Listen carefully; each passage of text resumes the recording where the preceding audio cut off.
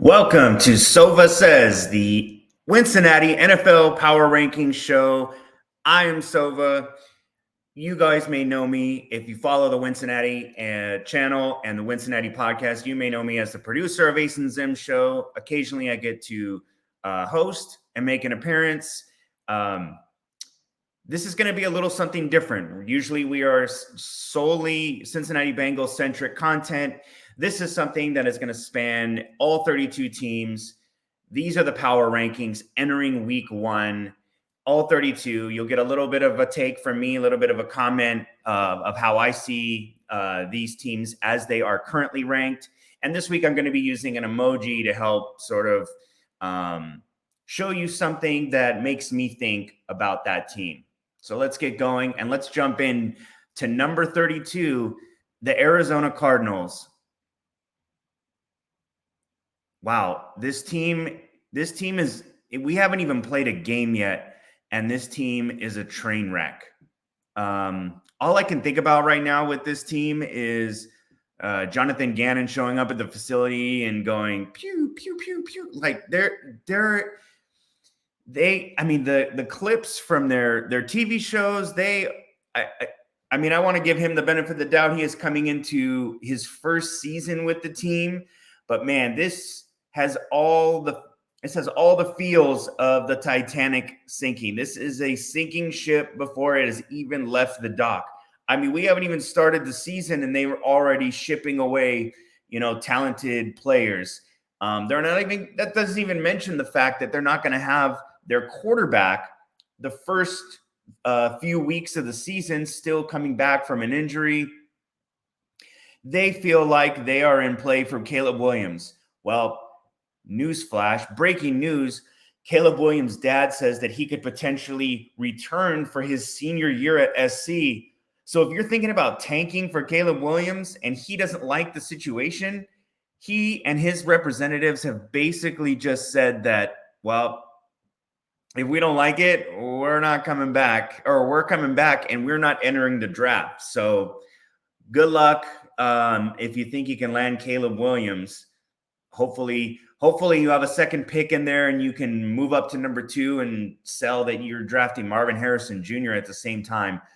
I don't see a world where Arizona moves out of this spot. I think they're going to take 32 and they're going to hold on to it all year. But, if you're an Arizona fan, I'm sorry. I hope things get better. Let's see how things play out. That's why they play 17 games now. Let's move to number 31, the Houston Texans. DeMeco Ryans is a really, really good hire for this team. Obviously, you're bringing him back to the team that drafted him. Speaking of the draft, they shore up the quarterback position by getting C.J. Stroud. They somehow miraculously steal Will Anderson. This is a young, baby-faced team with tons of potential. I don't think we obviously see them reach that this year, but what we are going to be looking at is a team that is going to be hard-nosed and tough and willing to make mistakes for the future. To learn from those and to become just a better squad. I think DeMeco Ryans is a very, very underrated coordinator who is now a head coach. And I think Will Anderson is my pick to be the defensive rookie of the year. I think he is going to be a problem in every sense of the word. I think the NFL screwed up allowing DeMeco Ryans to get Will Anderson. I think he's going to have a huge year. I think you're going to see him coming from any and all angles.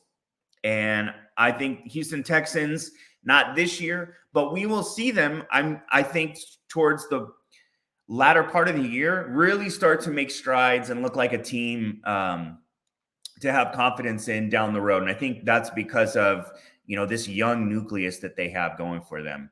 Number 30, a team that I don't feel so hopeful about because I don't know what is happening in Indianapolis right now.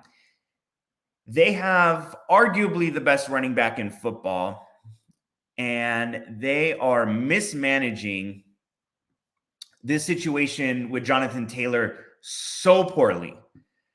I think, everyone is so quick to say that running backs are devalued and he's not worth maybe what he's asking for. Right now, he is the most important player on your offense. And with a rookie quarterback like Anthony Richardson, what could be more valuable to your team than having the most talented running back in the league to alleviate some of the stress and some of the burden of playmaking from your young quarterback? Give the rock to Jonathan Stewart, 25 to 30 carries a game. Get him in that 30 touch range with receptions and targets. I just don't know what the Indianapolis Colts are doing. I think that they're probably going to end up, hovering around this area for the majority of the year, unless Anthony Richardson is the next coming. I don't want to. It's tough to assume that. They're in a division where, really they only have the Jaguars, who are so far better than everyone else.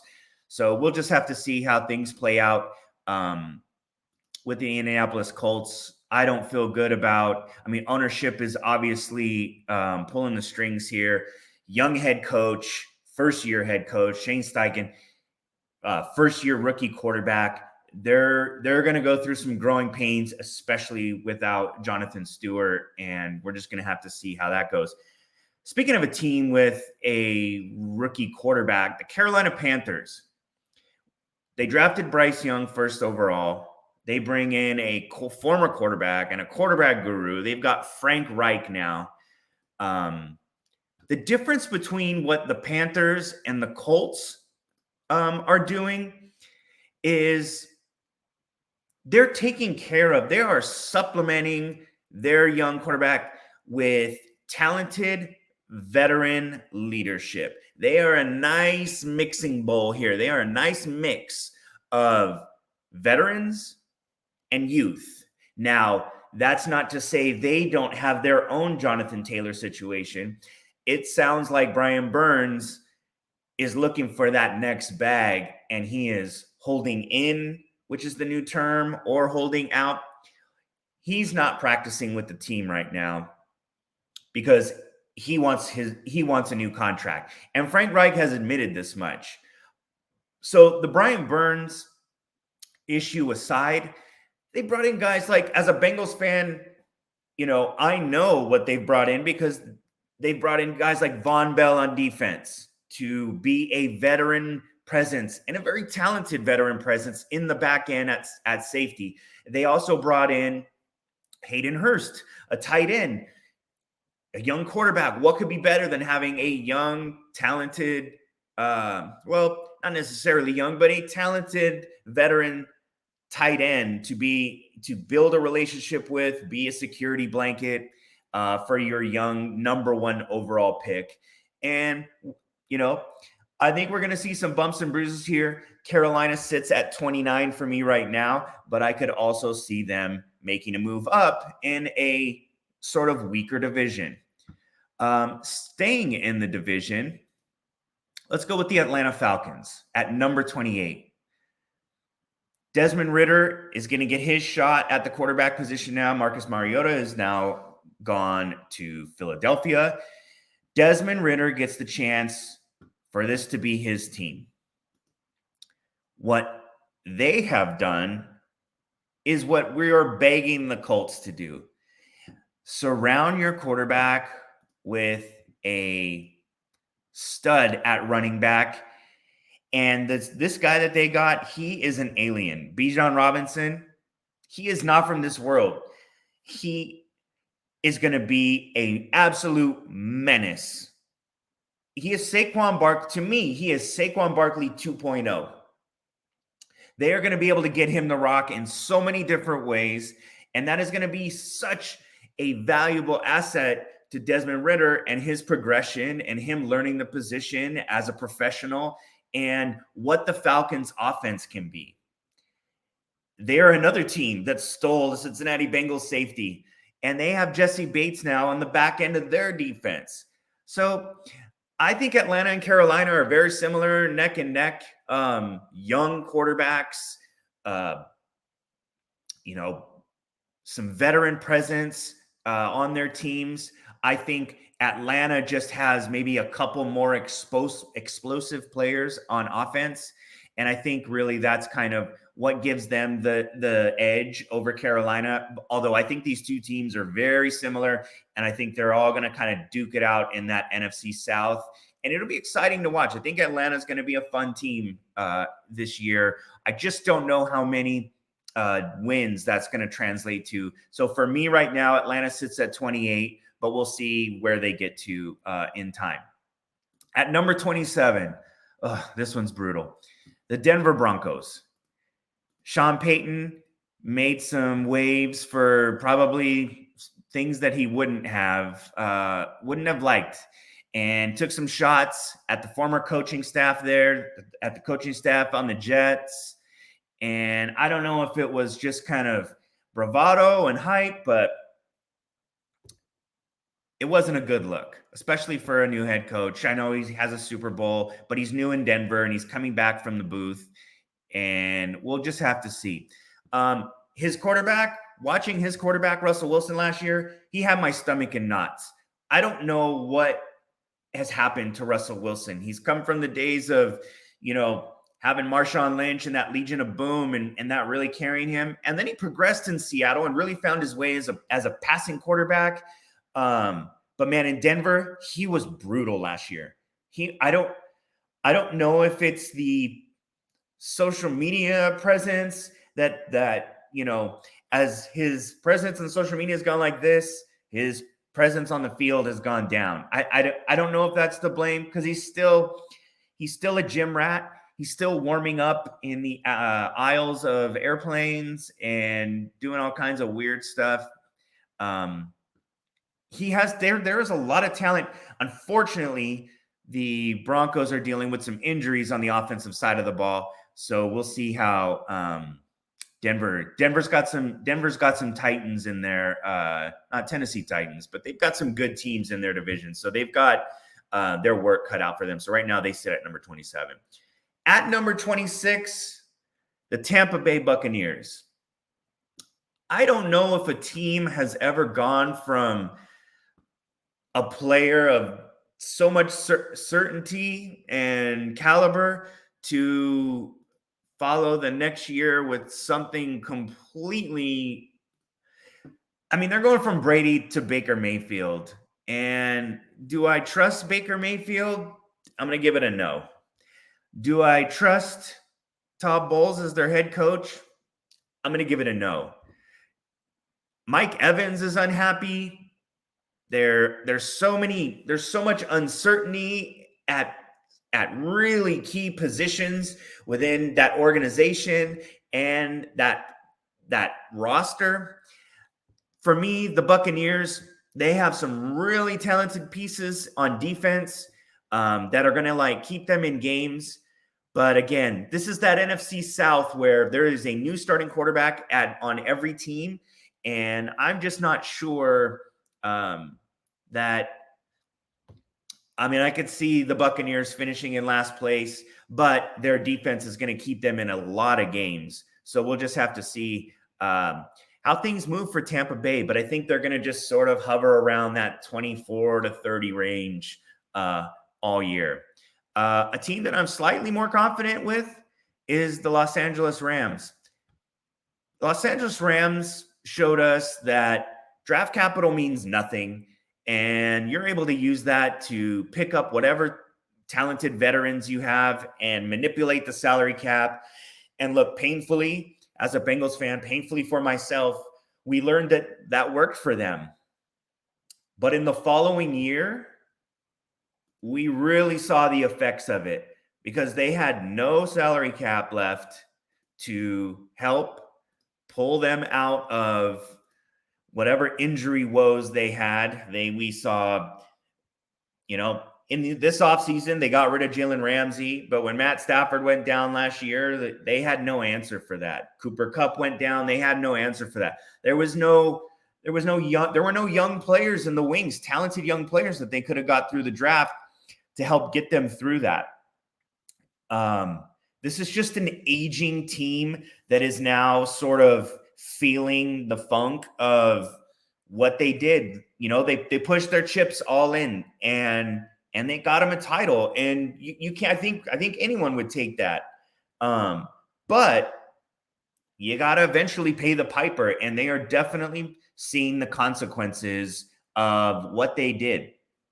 So for me, the Rams are still part of this like 25 through 29 kind of 30 muddling. Like we are going to probably see them around this place. Things aren't off to a good start with Cooper Kupp re-injuring his hamstring. So we'll just have to see. But for me, the Los Angeles Rams are the number 25 team. At 24, Aaron Rodgers is gone. So what does that mean? That means we're going to really find out if Matt LaFleur is a good head coach or not. Is he the guy that we've seen? Or were we just seeing a guy that was, reaping the benefits of having one of the all-time greatest quarterbacks on his roster? But for me, and obviously they're the cheeseheads, but I'm not taking that cheese. I'm not falling for this. They went from Hall of Fame quarterback Brett Favre to Hall of Fame without any downtime. They literally went from one to the next. Hall of Fame quarterback Aaron Rodgers. I mean, it doesn't get much luckier than that. I mean, the Colts thought they had something similar when they went from Hall of Fame quarterback Peyton Manning to ascending quarterback Andrew Luck, who looked like his trajectory was Hall of Fame bound, but in the end, Andrew stepped down for personal reasons. Jordan Love, if you can, we're not rooting against you, we're rooting for you, but it's going to be tough. I think Jaden Reed, the rookie second round pick from Michigan State, that is my offensive rookie of the year pick, my sleeper pick. I think that he is going to be slept on. I think he's already sort of shown early in camp from what I've read and from the preseason. He is going to be a really talented dude when you put him on the other side of Christian Watson. We'll see what sort of things he can do. But if, developing with a young quarterback in Jordan Love, maybe we see, this pairing that is, one of the top duos in the league for years to come. But for now, I'm just not buying the Packers as a division contender. There's too much talent at the top of the division. And I think the NFC North sees the Green Bay Packers in last place for the first time in a long, long while. That's going to bring us to number 23, the Washington Commanders. What do you say about the Washington Commanders? I mean, they've got a really talented defense. They've got this Riverboat Ron at head coach that everyone wants to say he's this gambler. And at one point, he was in Carolina. I haven't seen that out of Rivera with the Commanders. They've got a new young quarterback, Sam Howell, they're going to give him the opportunity now. They just feel like they're jogging in place. This just feels like that team that it's just the same every year. Like they were so close to a playoff position last year. Maybe if Sam Howell is what they thought they have, if they would have given it to him, maybe they win a couple games at the end of the year, and the Carson Wentz experiment they could have pulled the plug on that earlier. I'm just not sure the Washington Commanders are really going anywhere. That the NFC East is so tough. Sam Howell would have to be a top 10 Pro Bowl quarterback, I think, for them to sneak in and get another wild card. Although the NFC, I'm not going to say the NFC is down, but the wild card spots are certainly there for the taking. So we'll see what happens with the Washington Commanders. I think they kind of float around the mid-teens as high as they get as far as a power ranking this year. The number 22 team, the Chicago Bears. This is going to be, I mean, last year, this was a really fun team at time to watch. Justin Fields is a magician. And this is going to be one of those teams with all this glitz and they're going to be this shiny toy because they can hit you from 80 yards at any time. And the arrival of DJ Moore should help Justin Fields. He should have more reliable targets to throw to on Sundays. And I think we're going to see Justin Fields continue to progress. The Chicago Bears are a dark horse for the division.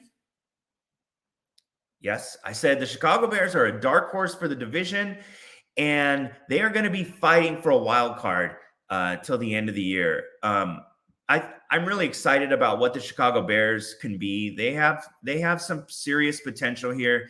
I know I've started them here at 22, but we could see them in the low teens at some point during the year. The number 21 team for me is the Tennessee Titans. They're a really well-coached football team. And if you have Derrick Henry and he's doing his Derrick Henry thing, then you're going to be a talented team. Jeffrey Simmons is a really good piece on defense. They're still looking for that. I know they've used a high draft pick in each of the last 2 years to find a quarterback. And that's what we've got here with this magnifying glass. We know it's not Tannehill. The Bengals broke Tannehill in the playoffs 2 years ago. It's not, but is it Malik Willis? Is it Will Levis? At some point, you've got to give them a real shot and to see what you've got there. To me, the Tennessee Titans could, flirt with being ahead of the division. They're not as good as the Jags. They're not as talented. Their roster's nowhere near as nice as Jacksonville. So I think Tennessee, much like a lot of the other teams in the division, are just kind of fighting for second place. I don't see them making the playoffs this year. Hopefully they get to a point. I think this would be the best thing for the organization in the long run, would be for them to struggle early and them to have to give the ball to one of those young quarterbacks and really just see what they've got. So for me, Tennessee, based on the strength of their coaching and the strength of Derrick Henry, lands them at 21, but they're not a team that I'm very confident in going forward and making a real significant. They're not a real threat, I think, to anyone in the AFC, in any of the top 7 or 8 teams in the AFC. The New England Patriots. When you've got Bill Belichick, and I know since Brady, the results haven't been the greatest, but when you've got Bill Belichick, who's regarded as, the greatest coach of all time, he's always going to be the equalizer. As many times as you try and knock them down and kill them, they're just going to come back to life, and they're going to come back to life and be a team that you have to contend with. And they're going to be a team that's going to give you problems and issues. The problem is the 3 teams in their division, other teams in their division, are elite, top 10 teams. So this is a really tough division for the Patriots. And to continue the zombie metaphor, I just see them sort of dragging through the season. They're going to win games they're not supposed to win. They're going to lose some games. They're going to be a 500 to, they're probably going to land somewhere around 500 this year, especially with the Jets not being 2 easy wins. For years and years and years, Tom Brady and Bill Belichick feasted on an AFC East that was terrible. Those were 6 wins for them that they just basically 5 to 6 wins that they got to tally every single year, and they don't have those anymore. And I know they did their thing in the playoffs, so not to take away their postseason success because it's unparalleled. But if you can get 5 or 6 wins immediately, it's really going to help you down the stretch when seeding comes, because you had 5 to 6 easy wins. And those days are over in New England. They're just a team that is going to just have to, they're in a division that's going to beat up on each other, honestly. Speaking of former Patriots, the Las Vegas Raiders. They've got the ex-Patriot Jimmy Garoppolo to go with Josh McDaniels. Now they've got this controversy with Chandler Jones that they're dealing with. I'm not sure how good the Raiders are going to be. Thankfully, Josh Jacobs came back, because they're going to have to ride the wheel. They're going to have to ride Josh Jacobs until the wheels fall off, honestly. I think Derek Carr did a lot of really good things for the Raiders in his career in Oakland and Las Vegas. I think what Josh McDaniels wants to do is going to fit Jimmy Garoppolo. Jimmy Garoppolo is going to be a better fit for that. So I think we could see maybe some better play at the quarterback position. I mean, they've got Devontae Adams. They've got Hunter Renfrow. There are some nice pieces. But they are all about Josh. They're not going anywhere without Josh Jacobs. He's going to have to do what he did last year. And even though he did what he did last year was lead the NFL in rushing, they still weren't good enough. But I think what they've done here is they've added a quarterback who is a better particular piece for the scheme and everything they want to do in Las Vegas. They're going to have to get this Chandler Jones thing figured out, because Chandler Jones and Max Crosby on the edge is a nightmare for most teams. So I think the Raiders can be a sleeper pick. I don't to get into the wild card and then maybe do some damage in the playoffs, sneak a win in the wild card round. We'll just have to see. Josh McDaniels has never really had the track record of having, good seasons, even in Denver. So we'll have to see what happens there. But for me, I think I like the Raiders a little bit more than most. And I think that they have the potential to do something down the way. Our number 18 team, the New Orleans Saints. Speaking of Derek Carr, the New Orleans Saints are in the division that we mentioned earlier. There's a new quarterback at every single position.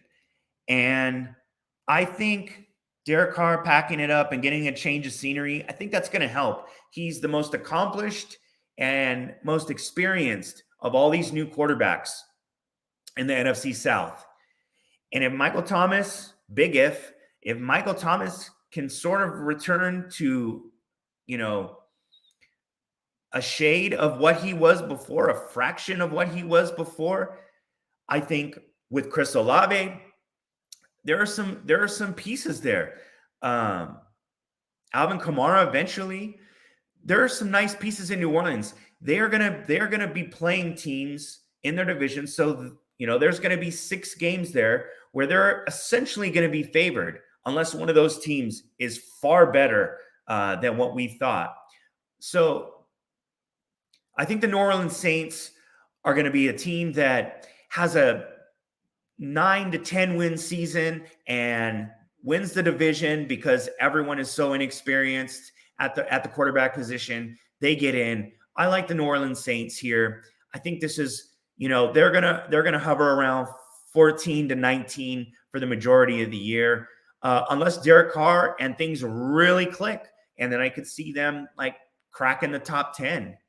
So it'll be fun to watch the New Orleans Saints. I think a lot of us Bengals fans maybe have a little bit of affinity for New Orleans with Joe and Jamar coming from LSU and just sort of feeling that Bayou vibe. I know I do. I know Samantha does.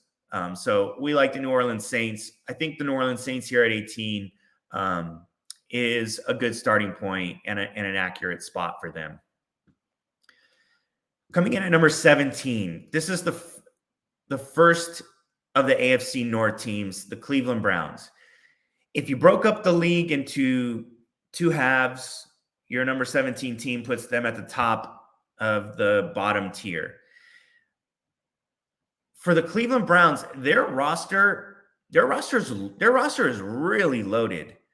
I think the biggest thing that the Cleveland Browns face right now is there, well, the reason there's a rainbow is there a pot of gold at the end for these elves? Is there a pot of gold at the end of the season for them? Because every year we talk about the Cleveland Browns won the offseason. The Cleveland Browns won free agency. The Cleveland Browns won the preseason. Only to once in our life, in not in our lives, but once in recent memory, make the playoffs and actually win a game. And that was with a different quarterback. The talent level of the quarterback that they have now, at one point in his career, we're looking at a top 3 guy. We did not see Deshaun Watson. We did not see Deshaun Watson, the top 3 quarterback last year. And I understand he had a lot of rest to knock off. This is a talented team. For whatever reason, the Browns just Browns. And they had the Bengals number, and they were able to puff their chests out about that. But the most recent time, they didn't. And so all streaks come to an end, and sometimes new streaks happen, and maybe the Bengals get on a run there, and everything starts week 1 with the Cleveland Browns in Cleveland with the Bengals. So we'll see what happens there. We'll see what version of Deshaun Watson. They added a nice piece in Zadarius Smith to go along with Myles Garrett, who's an absolute freak. But the Cleveland Browns had a similar roster last year, and they didn't put it together. And the other teams in the division have all got better. So we'll just have to see what happens. We'll have to see, first of all, what happens this week, and we'll have to keep it posted throughout the rest of the year. But Cleveland has the potential to really move up. They have the potential to be a top 5 team. It's there, but for whatever reason, as they say, the Browns going Browns. So we'll see what happens. Moving to the top half of the league here, at number 16 is the New York Giants. What the Giants were able to accomplish last year was pretty impressive under Brian Daboll in his first year. They figured out how to use Saquon Barkley again. And they somehow made Daniel Jones look like, an NFL quarterback at times. Now, I don't have the most confidence in the world in Daniel Jones, but I do know that they are going to pound the rock. They are going to hammer teams with Saquon Barkley. And I do have confidence in Saquon Barkley. This is a Giants team that could contend for a while with Philadelphia, and they're going to be in a dogfight with Dallas for a wild card. But this is a team that I could see making some waves here. I think they're sort of, based on where they finished last year and the moves they made this year and another year under Daboll, I think they are an ascending team, but in the middle portion of the league. Just behind our number 15 team, the Dallas Cowboys. The Dallas Cowboys, they're going to be it's going to be a roller coaster ride this year with Dallas. I feel like I know that when Dak's the quarterback, we've seen some high scoring teams. Their defense is very talented. I just don't know that I completely trust Dak yet. They're going to score points. Their defense is going to be good, but they're going to turn the ball over in droves. They are going to turn the ball over a ton. And the great negator of talent is turnovers and mistakes. So, man, get ready for a wild ride. Like they're going to be doing this all year, and we'll see what happens. They've got capable backups And now we'll see. Maybe if things, don't start the way Jerry wants, maybe we see Trey Lance. I don't know. They traded for him. They think something's there. They didn't have to give up much for him. But we'll see about the Dallas Cowboys. Right now, they're just a team in the middle of the road because they love to give the ball up. And it sort of negates from their playmakers like CeeDee Lamb and Michael Gallup. And we'll have to see how the season plays out. I think Dallas, again, if they figure it out and they hold on to the ball better, we're looking at a top 10. We're looking at a top 10 team here. But right now, I don't see it, and I don't have the faith in the trust in it based on what we've seen in camp and what we've seen in the past out of Dak. Our number 14 team is the Pittsburgh Steelers, everyone's favorite preseason team, because they played all their starters against everyone's backups, and Kenny Pickett led 5 touchdown drives in 5 appearances. Look, all coaches have different ways to get their team's confidence. And in Mike Tomlin's defense, this team is a boomerang, man. As many times as you try to throw them in the garbage can, they just come right back. And all of a sudden you're like, wow, how are the Steelers doing this again? Like, Ben Roethlisberger having some of the worst years of his career, but they don't have losing records. They just keep coming back. And that is a testament to Mike Tomlin and a testament to the front office. And look, they have some good players on offense. And we'll see what Kenny Pickett is. I don't necessarily trust Kenny Pickett at this point. I've seen a lot of teams. I saw a Detroit Lions team that went undefeated in the preseason and then went winless in the regular season. I'm not saying the Pittsburgh Steelers are going to go winless. I'm saying the Steelers are going to fight for a wild card because they have some playmakers on offense. I don't think Najee Harris is the running back that everyone hoped he was going to be, but I think George Pickens is going to be better than a lot of people in the first 1.5 rounds of the NFL draft thought he was going to be. I think the Steelers got a steal. Now, can he keep his head on straight and not get some of the extracurricular activities that sometimes hurt him and hurt his team? But there's no questioning his talent. He is the number one now in Pittsburgh. And if you've got a guy like a healthy TJ Watt, then you've got an elite edge rusher, and there's no shortage of those in the AFC North. So the Steelers, as much as the rest of the league is kind of waiting for that, downfall, that cycle to finally hit them where they have 3 or 4 bad years, I don't think that is happening just yet. And I don't think that happens under Tomlin's watch at this point anyway.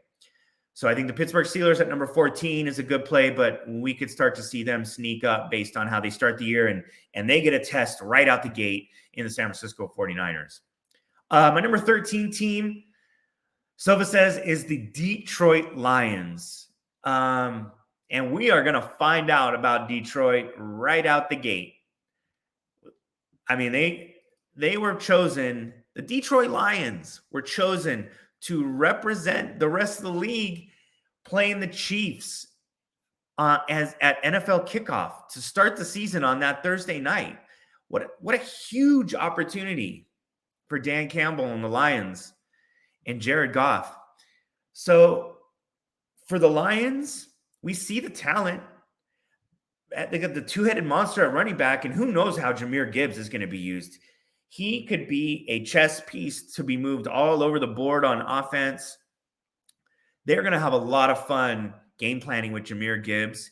And Jared Goff quietly had a really good year last year with the Lions. They were a decent scoring team. The thing for the Lions, take the next step. Take the next step up the ladder, Detroit. We saw it at the end of the year last year when they beat the Packers to finish things off and end Aaron Rodgers' career as a Packer on a sour note, keeping him out the playoffs, Unfortunately, the Seahawks won earlier in the day, so the win for the Lions, which entering the week would have got them in the playoffs, was meaningless. But what they did do was they took a division bully who had their number for years and years and years, and they punched him in the mouth and went out on top on the final game of the year in prime time. Now Detroit gets to start the year in prime time against Pat Mahomes and a little bit of a beat-up roster. We'll see if Travis Kelce plays. We'll see if Chris Jones reports by then. He was at the team facility today. We'll have to see what happens for the Detroit Lions this Thursday night. But I think the vast majority of the league and the fans are rooting for Detroit. Are rooting for, you kind of start at, the Chiefs are in the middle of this pseudo dynasty, and once you kind of get up there, everyone starts to root for you to get knocked off your perch. So I think the majority of the country will be rooting for the Lions to see what they got and see if they can take that next step up the ladder. My number 12 team is a team within their division who I think Detroit is. These two teams are going to be fighting for the NFC North by the end of the year. Minnesota just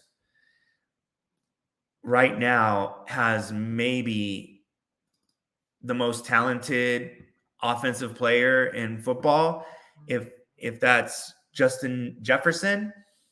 If not, he was probably the top pick in all of your drafts and fantasy drafts, or one or two, depending on Jamar Chase in a PPR league.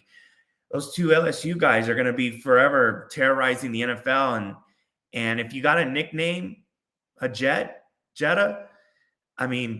Justin Jefferson you're going to be in ball games. You're going to be a high-scoring team. You're going to be one of the better offenses in the league if you just get the ball to him. And Kirk Cousins has shown over and over and again that he's going to get the ball to Justin Jefferson. And if he's going to overthrow him, Jetta's going to make some crazy, insane one-handed catch.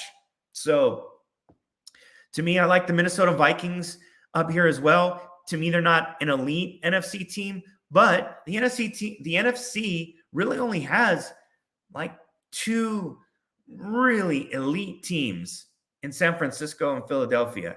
And everything else is kind of that next tier. And I think Minnesota's in that next tier. And I think they're definitely good enough to win their division and have a home wild card game. So we'll see how things go here. Another one of those teams that is in the NFC in that tier I just talked about is the Seattle Seahawks. And Pete Carroll just keeps doing it. I think that what they've shown is, man, they could take a punch. They lose Russell Wilson, their franchise quarterback, trade him away, and elevate journeyman Geno Smith. And you think they're going to be on the mat after that? And they got up and they won a wild card spot. I think the Seattle Seahawks have some real playmakers at the receiver position. DK Metcalf, Tyler Lockett, and now Jackson Smith. I think when he gets healthy, I think you're going to see a real three-headed monster. And then at running back, they are going to have two backs in Kenneth Walker and Zach Charbonnet that they can sort of go back and forth between. I think the Seahawks, if Geno Smith can continue to be the Geno Smith we saw last year and also avoid turnovers like he did, I think the Seattle Seahawks, you're looking at a potentially top 5 offense in Seattle. And man, what a huge bonus that's going to be if San Francisco, with some of the question marks they have, take a step back. Now we're looking at a team fighting for a division and a home playoff game in the playoffs. So the Seahawks for me at number 11 just missed the top 10, but they're going to be flirting with it, I think, for the majority of the season. My number 10 team is the team that we hear about it every year. It's the team that every year there's that, watch out for the Chargers. There's that team that we're told is going to be the next elite team in the league.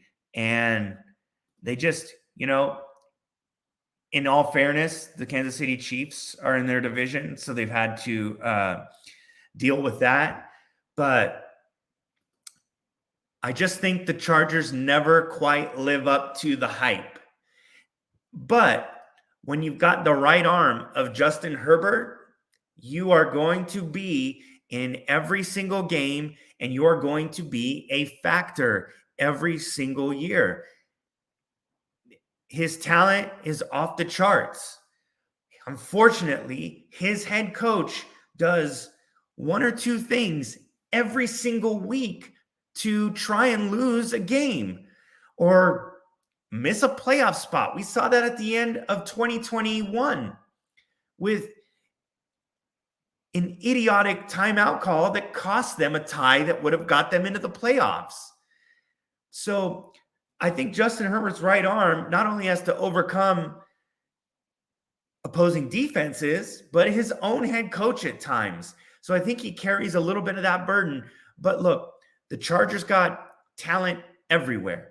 They've got talented wide receivers who occasionally can't stay healthy. That is an issue. But they drafted one in the first round this year, so we'll see how their depth looks. They've got an unhappy Austin Eckler who tried to get traded all season, even though he led the league in touchdowns last year. So we'll see how things go for the Chargers. Coming off that brutal playoff loss, they still have the talent. If you've got Justin Herbert, like Joe Burrow says, the window is open as long as I'm here. The playoff window for the Chargers is open as long as Justin Herbert's there. And he's going to be there for a while with that nice new contract. The team that the Chargers lost to in the playoffs in dramatic fashion, the Jacksonville Jaguars, they are by far the class of their division. They are a team. They're a team looking to find that next tier where they are considered a threat to the big three. And we'll talk about how that big three has changed. But last year, the big three was obviously Cincinnati, Kansas City, and Buffalo. The Jacksonville Jaguars are trying to find their way into that tier. And they took, and excuse the bad pun, but they took a gamble on Calvin Ridley, helping get them to that next level. And they were rolling the dice on Calvin Ridley being the guy he was in Atlanta. And if he is, that was with Matt Ryan at quarterback. Matt Ryan on, sort of the downslope of his career with Trevor Lawrence, Calvin Ridley and Trevor Lawrence. That could go demon mode real quick if things click. And with a head coach like Peterson, I don't know how it doesn't. I think Jacksonville is going to be a scary team. I think Jacksonville, we could see moving up this ranking. Number 9 is where they're starting here, but I could see them potentially moving up into the top 4 or 5 if things really click. If Travis Etienne really starts to become the running back that I think they envisioned when they drafted him, using him in a variety of ways, similar to Jahmyr Gibbs in Detroit, just really exploiting him as a matchup nightmare and using his athleticism. I really like the Jacksonville Jaguars. Again, they are a team that I can't rank them higher until they show me they can take that real next step. A team that we know well as Bengals fans, and we know their fan base, and this offseason has been just a lot of talk for a team that's last game was ended watching Sam Hubbard take a fumble 100 yards for a touchdown. There's been a lot of talk from the fan base and a lot of talk from the Ravens players about how the return of Lamar Jackson and the addition of Odell Beckham and drafting Zay Flowers. And we have Roquan Smith and we have Marlon Humphrey. We're the best team in the AFC. I need to see it because your last playoff game, I've seen Lamar Jackson win one playoff game. One. I saw Lamar Jackson last year sit out a majority of the year because I think he was unhappy with his contract. You can talk about the injury all you want, but it was definitely on his mind. Look, Odell Beckham Jr., the last time we saw him play was in the Super Bowl, and he was having a nice game. He scored a touchdown, but I haven't seen that. I haven't seen the real OBJ since maybe I don't know. We ever saw it in Cleveland. We never really saw it with the Rams. Maybe we have to go back to the early days with the Giants. He's not that guy anymore. He's coming off of multiple injuries. Is he better than what they had? Yes. But I don't trust guys to stay healthy on that team. Your quarterback doesn't stay healthy. Your receivers don't stay healthy. So I hear all the talk and I hear all the chatter and I hear all the chest thumping, but I got to see it. And we're going to get some opportunities really early in the year for the Baltimore Ravens who have a talented roster and who have guys, if they click, if they are who they say they are going to be a really good team. And that's why I have them at number 8. That's why I have them ahead of the Jaguars. Because if they are who they say they are, look, I heard it all. If you're who you say you are, then you're going to be a top 5 team and you're going to be unhappy with this number 8 ranking. But for now, I need you to show me. That's where I am with the Baltimore Ravens. I hear you. I hear all the talk. I need you to show me now.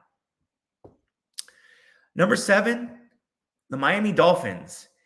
And this is another team who has a loaded roster and has tons of speed and can kill you in multiple ways and has a really nice defense and went out and got some really good pieces this year. And they added Jalen Ramsey to a secondary that was already pretty good. And you put him on the other side of Xavier Howard.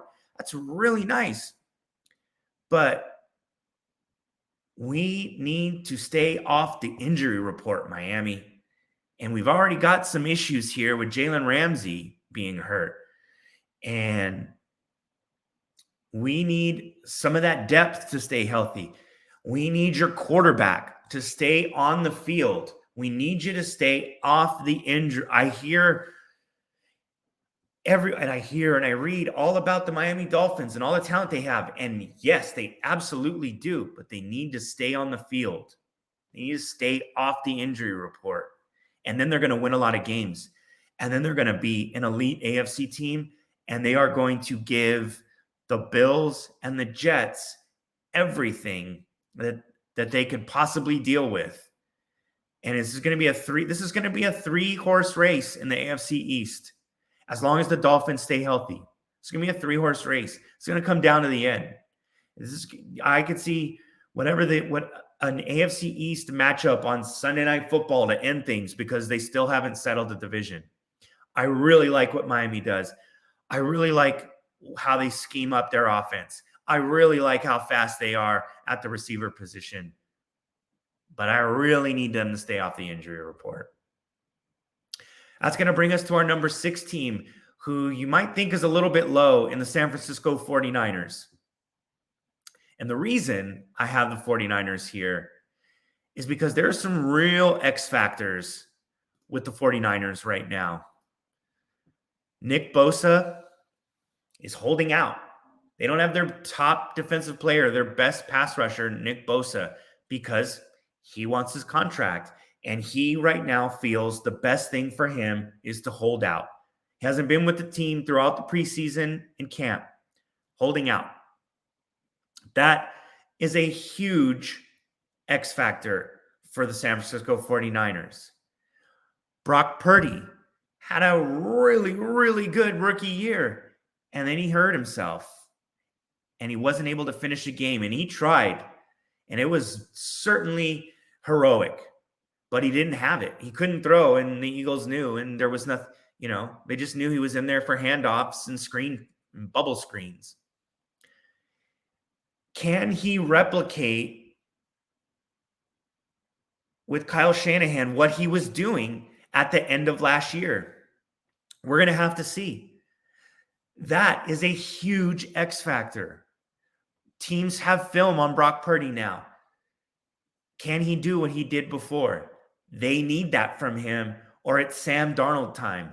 And unfortunately for Sam Darnold, there's a lot of, well, prove it, because we didn't see it with the Jets and we didn't see it with the Panthers.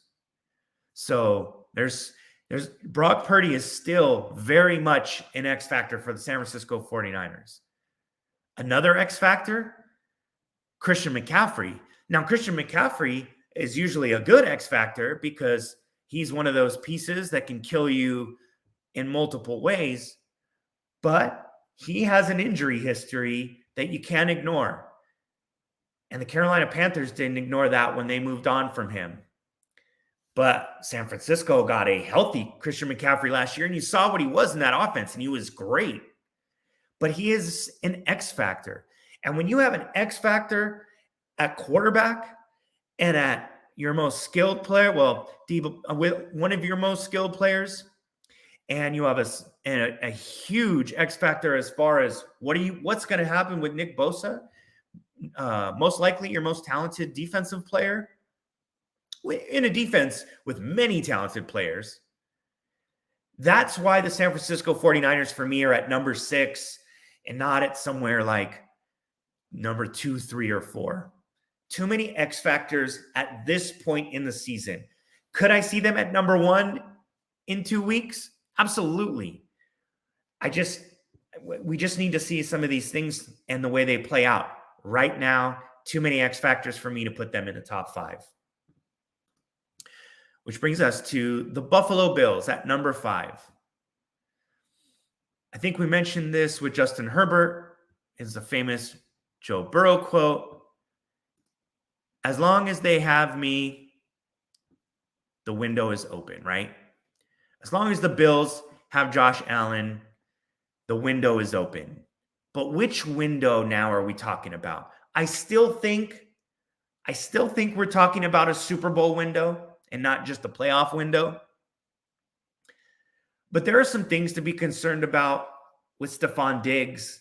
And I know everyone is singing Kumbaya that now things are figured out. Look, there were some issues on the sideline in that playoff loss to Cincinnati at Buffalo last year.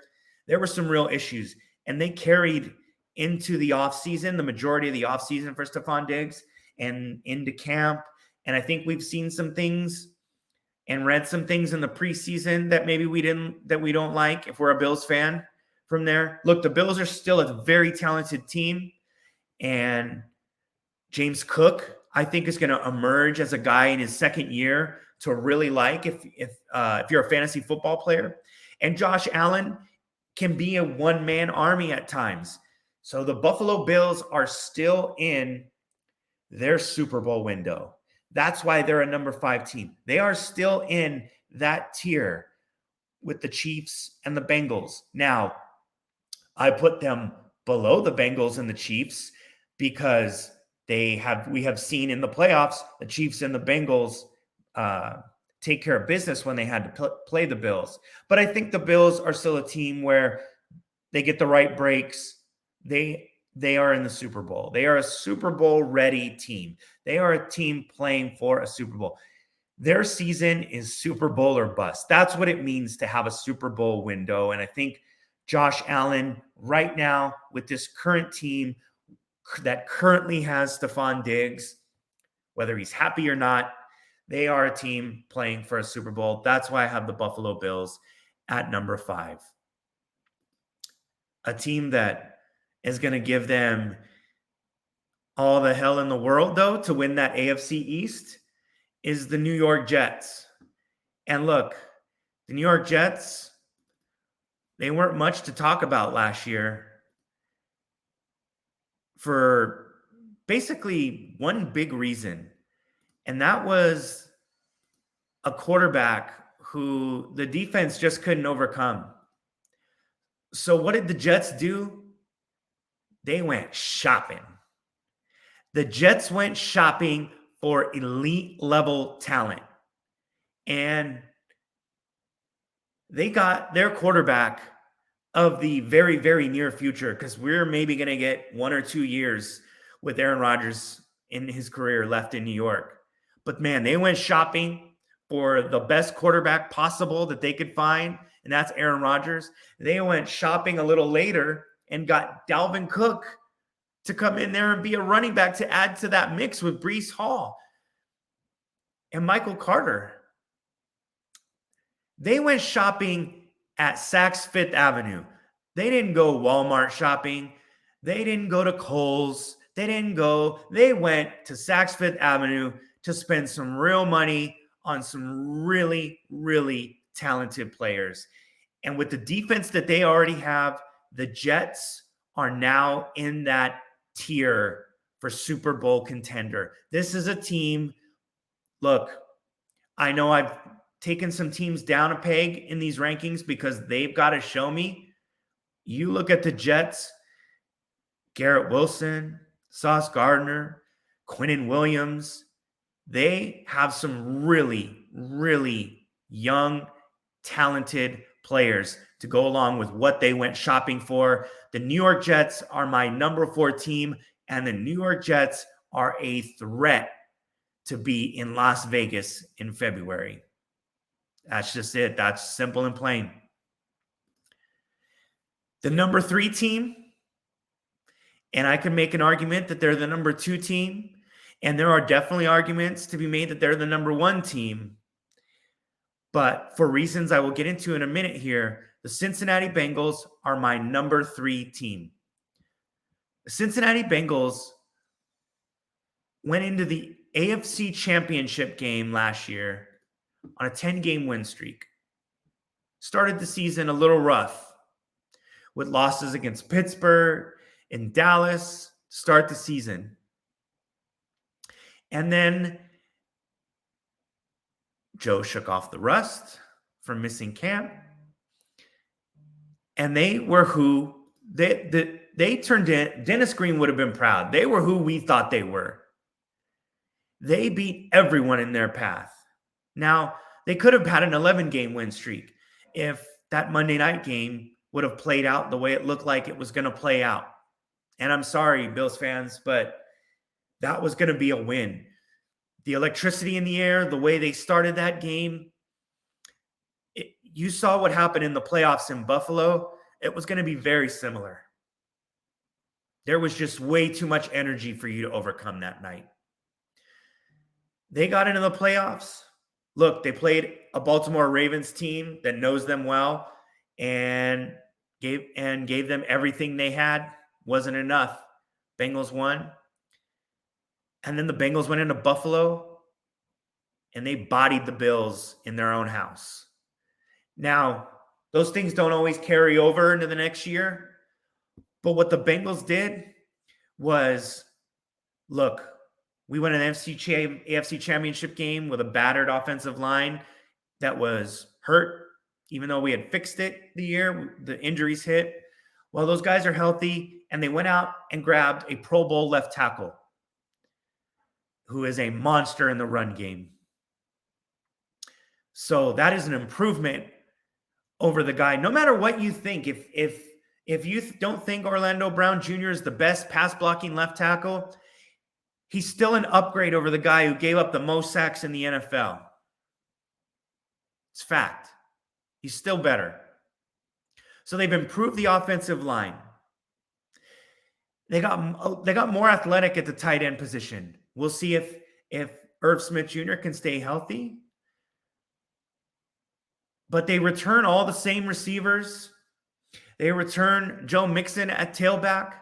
I expect Joe Mixon to play a full slate of games this year and avoid missing games due to an injury last year, which I think was a leg injury. I think the Cincinnati Bengals added some depth on the defensive line, so Trey Hendrickson's not going to have to play as many snaps as he does and get worn out and can be more of a pass rushing demon. They retained their linebackers, Jermaine Pratt, Logan Wilson. They have the fastest secondary they've ever had under Zach Taylor and probably Marvin Lewis. Let's take it back. I mean, they've got a legitimate 4-2 guy. They've got 4-3 guys. This is a team that can run. This is a team that can keep up with the Miami Dolphins now if we want to play man coverage. Their safeties can flat out run. They don't have the experience they did. But this is a team now that has continually evolved, an offense that's continually evolving. We are going to see the best version of Joe Burrow we have ever seen in 2023. We are going to see an MVP candidate from start to finish. And that's really scary. If you haven't gotten better this year, that's really scary at the top of the league.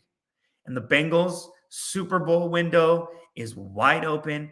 And honestly, it's Super Bowl or bust. Those are the expectations now. At number 2, maybe the most talented roster in the league. I mean, go up and down there. Just go down the list on offense. Where is there a hole? Every part of their team is a strength. They have the best offensive line in football. They have an MVP candidate, runner-up at quarterback. They have a running back tandem, while it doesn't have the flashiest of names, has really good depth. They have 2 very good wide receivers. They have a very good tight end. Where's the hole? Where's the weakness on offense? The Philadelphia Eagles are stacked, and they get after the quarterback, and they've got talented players in their secondary, and they're going to be a problem. They are the number 1 team, and not just based off because they're the NFC defending champion, but they are the best team still to this day in the NFC. No question in my mind. So for me, the number 2 team is the Philadelphia Eagles. Now, the number 1 team is the Kansas City Chiefs. And you know why you get that? You get that off respect. You get that because of your quarterback. Do I think your team, top to bottom, is the number 1 team in the NFL? I don't. But if you are currently holding the most recent Lombardi, then you get my respect, and you deserve to be called number 1 entering the year. You are the champ. You are the champ until someone dethrones you. That doesn't mean that they get the number 1 spot in the power rankings throughout the year if they don't look like the number 1 team in the NFL. But what they do get is the respect that they have the best quarterback in football, and they are the defending champs. So they are the number 1 team in the power rankings for Sovah Says on Wincinnati entering the year because they currently hold the crown. And that's going to do it here. I hope you liked it. I hope you were entertained at times. I know an hour is a lot of talking from one guy without a lot of breaks. I know my voice probably felt it a little bit, but that's how I feel. That's what Sovah Says. Those are the power rankings this year, entering the season. For right now, things are going to change after Thursday. Things are going to change after Sunday and Monday as we enter week 2. But that's what it was. I appreciate you guys rocking with me and staying around for the debut episode. Have a good weekend. Enjoy week 1 of football. See you.